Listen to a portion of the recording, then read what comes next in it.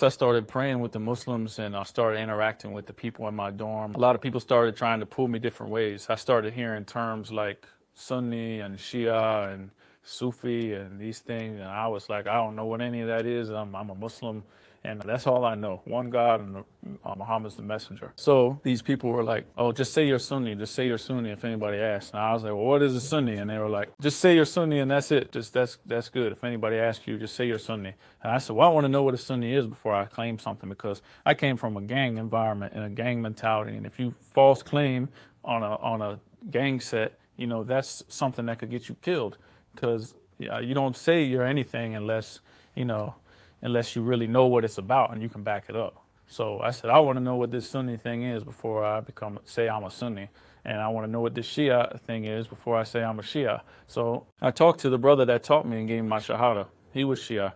And the whole community was basically Shia. And let's say there was 80% Shia, 20% Sunni in this one location where I was at.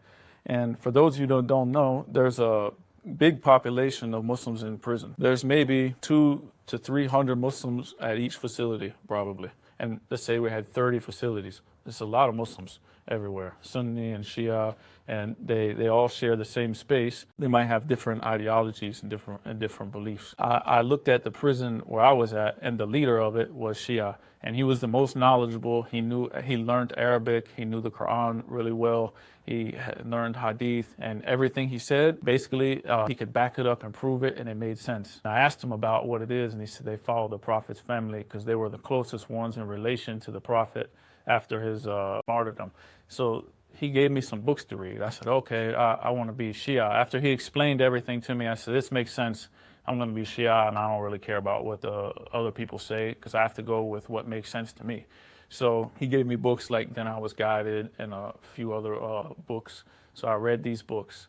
And he told me, don't ever say that, don't take your religion from me or from anybody else. You have to take it from the books. Because then when somebody says, where did you learn this from? You can't say, oh, brother so-and-so told me this, that doesn't really hold any weight.